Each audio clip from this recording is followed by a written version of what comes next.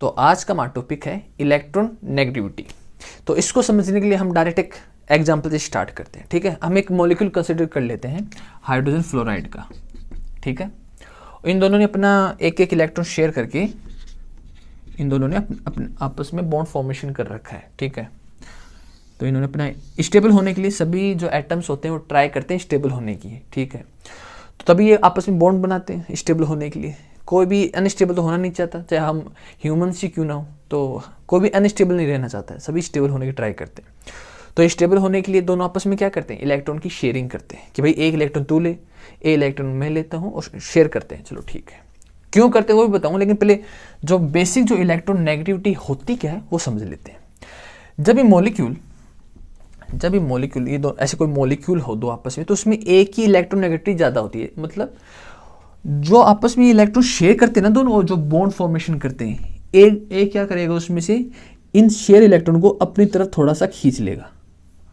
ठीक है, ये जो शेयर इलेक्ट्रॉन होता है ना, ये थोड़ा सा अपनी तरफ वो खींच लेगा। जैसे इसमें फ्लोरीन की जो इलेक्ट्रॉन नेगेटिविटी है कंपेयर टू हाइड्रोजन, तो उसकी ज़्यादा है, तो ये शेयर इलेक्ट्रॉन को अपनी तरफ खींच लेगा। बस इसी को इलेक्ट्रॉन नेगेटिविटी कहते हैं। कोई एटम जो शेयर इलेक्ट्रॉनों को उसको अपनी तरफ खींच ले। ठीक है, तो ये हमें समझ में आया कि बेसिकली इलेक्ट्रॉन नेगेटिविटी होती क्या है। अब रीजन क्या है इसके पीछे उसको समझते हैं। ठीक है, जैसे हम हाइड्रोजन को देखें, अगर हम हाइड्रोजन को देखें तो इसका जो एटॉमिक नंबर होता है 1, मतलब इसमें एक इलेक्ट्रॉन होता है, तो इसके फर्स्ट सेल में एक इलेक्ट्रॉन है। ठीक है, वहीं हम फ्लोरीन की बात करें, फ्लोरीन का जो एटॉमिक नंबर होता है वो 9 होता है। ठीक है, तो फ्लोरीन है, इसका न्यूक्लियस है, ये फर्स्ट सेल है, फर्स्ट सेल में कितने इलेक्ट्रॉन होते हैं 1s2, 2 इलेक्ट्रॉन आ गए। फिर सेकंड सेल आएगा जिसमें 2s2, तो 2s2 में आ गए 2 इलेक्ट्रॉन, फिर 2p5, तो 2p5 इलेक्ट्रॉन इसमें आ गए। ठीक है, अब देखो इसको अपने सेल में जो ये इलेक्ट्रॉन है, इसको एक इलेक्ट्रॉन की नीड होगी कि मेरा जो ऑर्बिट है 1s2 वो कंप्लीट हो जाए। ठीक है ना, 1s1 है फिलहाल, तो ये क्या चाहेगा कि मेरा जो ऑर्बिट है वो 1s2 हो जाए, फिर ज़्यादा मोर स्टेबल हो जाता है इससे। ठीक है, वहीं अपन फ्लोरीन की बात करें तो फ्लोरीन का जो है वो है 1s2 कंप्लीट, 2s2 कंप्लीट और 2p5। यहाँ देखो तो एक इलेक्ट्रॉन की कमी है इसके पास, है ना, वो ऑर्बिट कंप्लीट करने के लिए इसके पास एक इलेक्ट्रॉन की कमी है। ठीक है, अब क्या करते हैं ये दोनों आपस में क्या करेंगे, यहीं इन्होंने ये किया कि इसने अपने एक इलेक्ट्रॉन की यहाँ पे कंप्लीट किया है और यहाँ इसने अपने एक इलेक्ट्रॉन को कंप्लीट किया है।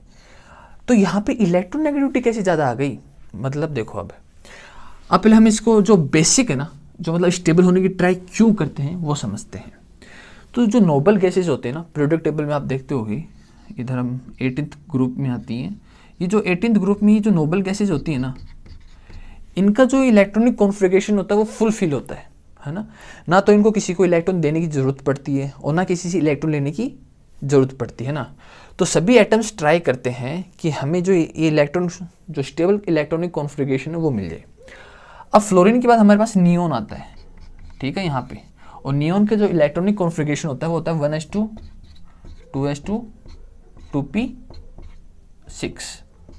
ठीक है, ये इसका इलेक्ट्रॉनिक कॉन्फ़िगरेशन है, ये फुलफिल है और स्टेबल है। और यहाँ पर ठीक है, तो फ्लोरीन क्या करेगा, अगर मुझे एक इलेक्ट्रॉन मिल जाए तो मैं नोबल गैस की तरह जो इलेक्ट्रॉनिक कॉन्फ़िगरेशन है वो गेट इन कर लूँगा, तो इसलिए ज़्यादा जोर लगाता है। अब इसमें इलेक्ट्रोस्टैटिक फोर्स भी आता है, वो भी वर्क करता है इसके अंदर।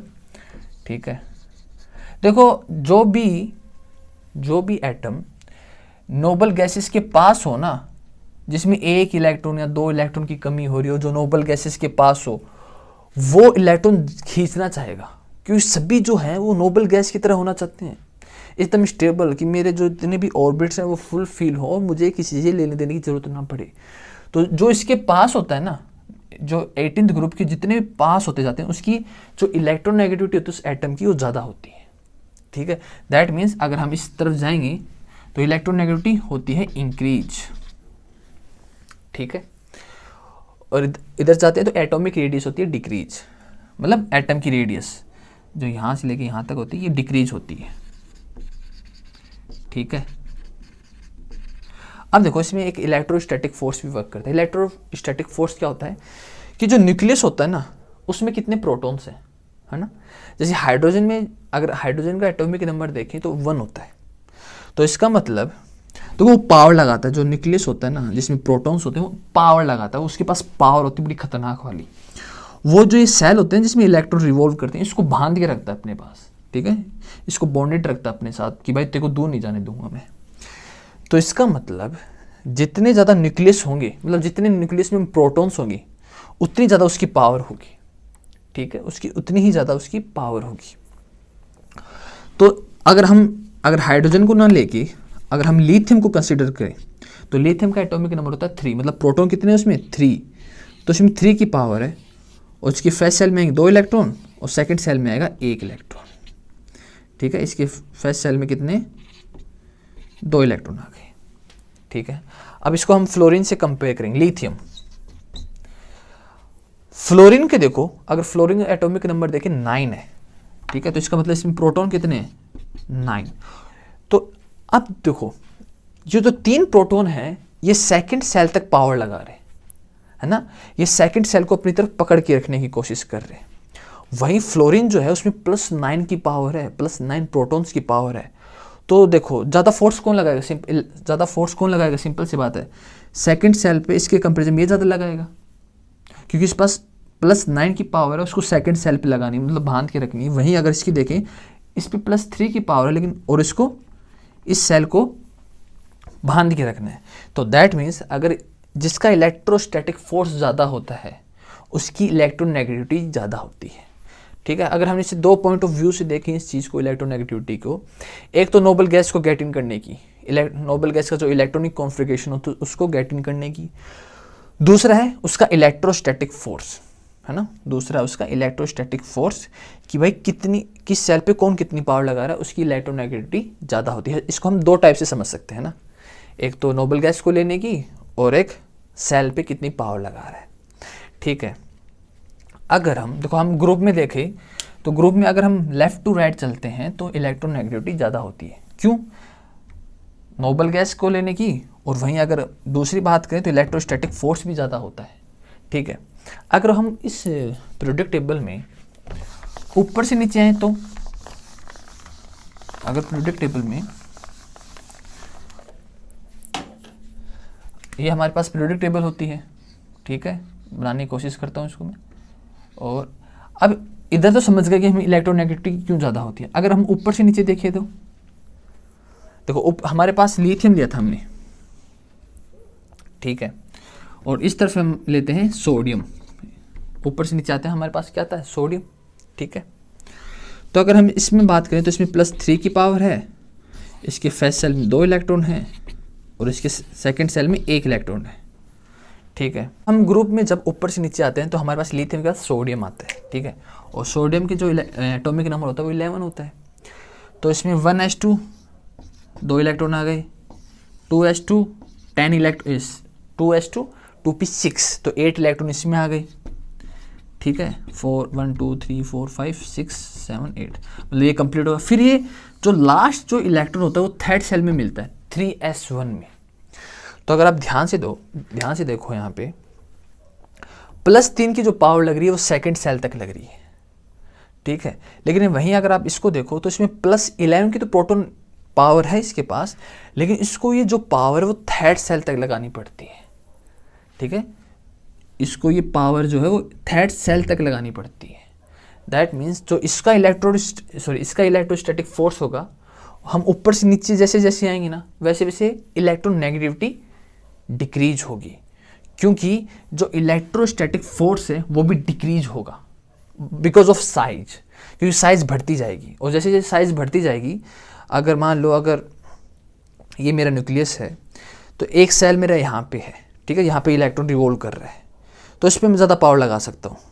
मान लो फिर सेकंड सेल थोड़ा हमें यहाँ मिलता है तो इस पर थोड़ी कम पावर लगेगी मेरी इसको रोकने के लिए, लेकिन जैसे मान लो जैसे जैसे साइज बढ़ती जा रही है दूर होता जा रहा है ये, ठीक है ना, तो ये सर्किल जो है, ये जो सेल जिसमें इलेक्ट्रॉन रिवॉल्व करते हैं दूर होता जा रहा है, तो सोचो कितनी पावर लगेगी ना, जितनी ज़्यादा दूर उतनी कम पावर लगेगी। दैट मीन्स यहाँ पे इलेक्ट्रोस्टैटिक फोर्स क्या होगा, कम होगा, तो यहाँ पर जो इलेक्ट्रोनेगेटिविटी है वो डिक्रीज होगी, ठीक है, डिक्रीज होगी।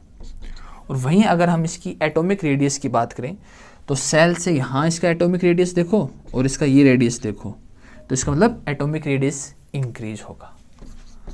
ठीक है, एटॉमिक रेडियस इंक्रीज होगा। देखो ये तो समझाने के लिए कि आपकी इलेक्ट्रोस्टैटिक फोर्स होता क्या है एक्चुअली, ठीक है, ये तो वैसे समझाने के लिए, लेकिन जो मेनली जो इसमें इलेक्ट्रोनेगेटिविटी को हम समझते हैं वो समझते हैं कि इलेक्ट्रॉन की नीड ज़्यादा किसको है। ठीक है, अगर हम एक एग्जांपल कंसीडर करें जैसे, ठीक है,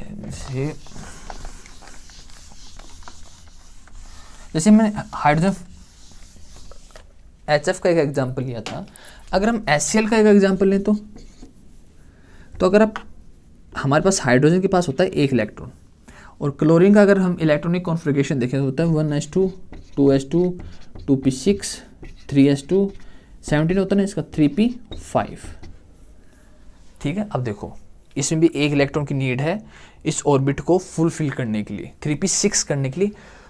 तो बस ये समझ लो जिसके पास हाफ फील्ड होने की मतलब हाफ फील्ड हो, मतलब अगर इसमें 2 इलेक्ट्रॉन 3p2 हो, ठीक है, या मान लो जितना नोबल गैस के पास होना, सिंपल सी बात है, जितना ज़्यादा नोबल गैस के पास होगा ना उसकी इलेक्ट्रोनेगेटिविटी उतनी ही ज़्यादा होगी। ठीक है, तो यहाँ पर क्या होता है, देखो इसको एक इलेक्ट्रॉन की नीड है, तो ये क्या करेगा, जो ये शेयर इलेक्ट्रॉन है ना Cl, इन शेयर इलेक्ट्रॉन को सेंटर में होनी चाहिए, लेकिन ये क्या करेगा अपनी तरफ शिफ्ट कर लेगा इन शेयर इलेक्ट्रॉन को कि हाइड्रोजन तो निकल ले, तेरे को मैं जाने नहीं दूंगा, मतलब ठीक है ना, मतलब हाइड्रोजन छूट सकता है लेकिन तेरे इलेक्ट्रॉन को नहीं जाने दूंगा। यहाँ पर होता क्या है, ये इस इलेक्ट्रॉन को जब अपनी तरफ खींचता है ना तो एक पार्शियल, एक पॉजिटिव चार्ज आ जाता है इसके ऊपर, हाइड्रोजन के ऊपर पार्शियल, और वहीं इसके ऊपर थोड़ा सा नेगेटिव चार्ज भी आ जाता है। ठीक है, ये आपके आगे आएगा आयनिक कैरेक्टर क्या होता है इन मॉलिक्यूल्स, तो यहाँ पर इन पे पॉजिटिव चार्ज आ जाता है और यहीं इस पर negative partial. Positive negative, positive का मतलब होता है कि उसमें इलेक्ट्रॉन की कमी है, और नेगेटिव का मतलब होता है वहाँ उसके पास इलेक्ट्रॉन की थोड़ी ज़्यादा है, लेकिन ये पार्शियल होता है ना, पार्शियल होता है। ठीक है, तो आई थिंक इलेक्ट्रोनेगेटिविटी का जो पूरा सिस्टम है वो आपको समझ में आ गया होगा, आई होप। कुल मिला के तो बात बस यही है कि जो शेयर इलेक्ट्रॉन है, जो भी उसका इलेक्ट्रॉनिक कॉन्फ़िगरेशन देखो या यह देखो कि यहाँ पर नोबल गैस के पास है या नहीं, वो समझ में आ जाएगा कि किसकी इलेक्ट्रोनेगेटिविटी ज़्यादा होती है। ठीक है, बेसिक तो ये समझाना था कि इलेक्ट्रोनेगेटिविटी होती क्या है। तो आगे इससे रिलेटेड बहुत से टॉपिक आते हैं ना, इलेक्ट्रोनेगेटिविटी बहुत चीज़ों में आता है, तो इसको समझना ज़रूरी होता है कि इलेक्ट्रोनेगेटिविटी एक्चुअली होती क्या है। ठीक है, तो इस टॉपिक में, इस वीडियो में यहीं तक आई थिंक आपको समझ में आ गया होगा।